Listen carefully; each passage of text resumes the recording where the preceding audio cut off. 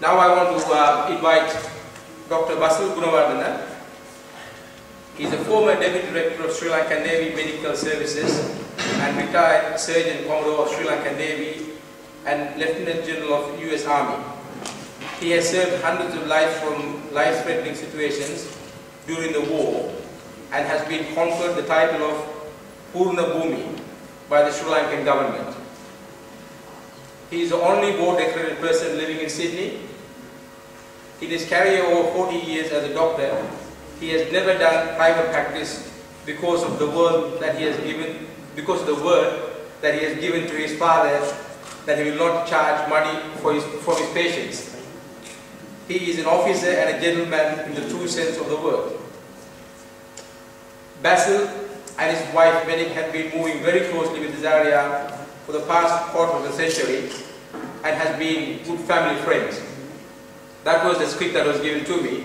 But something else I found out about him is, in fact, there was a few years ago, I don't know exactly when, maybe about 25 years ago, shows my age, there was what they call the Non-Aligned Conference in Sri Lanka. Apparently, Dr. Basil was a young, very energetic person who, in fact, escorted. I think there was a person called Mr. Tito, who was some big shot, I remember, from a different country. Anyway, he obviously looked after him very well. They formed a good association, and then, Mr. Tito, when he went back to his country, he thought, well, this young chap looked after him very well. So he sent him a gold Rolex watch. So the story goes, and Dr. Gunawardena found that would be inappropriate for him to hold on to this watch. So he decided to return it. And in fact, he did. I must say, if I was in your shoes, I'd be wearing it today.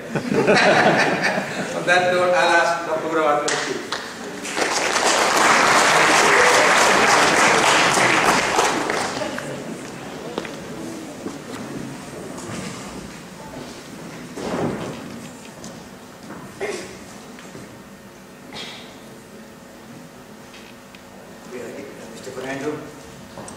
Mr. Fernando, distinguished guests, ladies.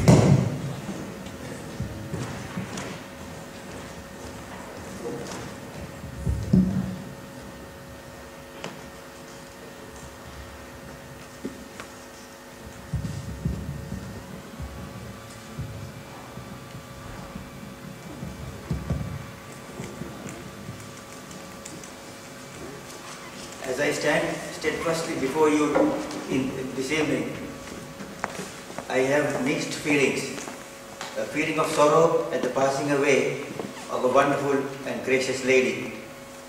And secondly, a feeling of pride and honor that all members of the community, Sri Lankan community, and all religious faiths are assembled here to give a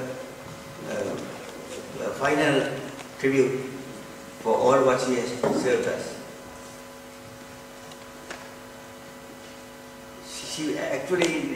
She was too good to continue living in this world, so that even the gods thought that she should be called to their realm earlier than the others. So the gods decided a strategy as to how this lady should be taken to their realm. And that also silently and as quickly as possible. So they created a cancer that could not be discovered early. As you all know, if the cancer was in the prostate in the male and in the breast and cervix in the female, there are so many surveillance programs which can detect the cancer early. But the gods decided that she should have a cancer which is hidden and then cannot be discovered till it spreads. So they didn't give her breast cancer, they didn't give her a cervical cancer, but they gave her a cancer in the kidney, a renal cell carcinoma in the kidney, for which we do not have any surveillance activities. So that she carried on this without anybody knowing. And when people came to know that, the horse has left the stables. I have nothing more to say after what Mr. Yusuf said. about Azaria.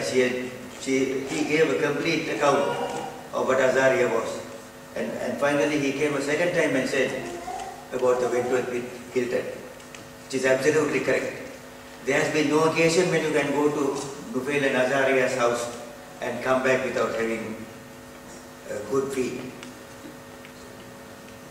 When we came to Australia, when my wife came in 1989 with another Tamil lady, the first friend both of them met was Azaria in Newcastle. All three were students, and my wife and the Tamil girl was accommodated in one house without food, without board, while Azaria was accommodated in a house with board.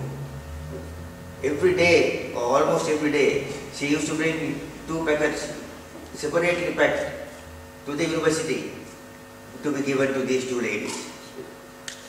And to find these 2 ladies in the university of Newcastle, which is a sprawling complex, is no easy task. So that was the lady whom we first met 22 years ago. So we kept our friendship going by visiting them and having them at home, but the things continues. So at the moment, it is necessary that we should not leave this hall and then forget about her. We should form an association or a foundation in Sri Lanka to continue her memory. So we thought we'll have in Mr. Jessima Ismail's foundation to have a scholarship or a bursary to be given every year to the most deserving student. So initial discussions have already been held, and I think the Sri Lanka Association also has given its blessing to have a fundraising event. So we'll try and get this going soon.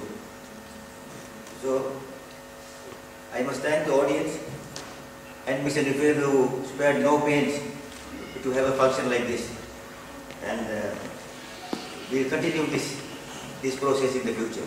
Thank you very much.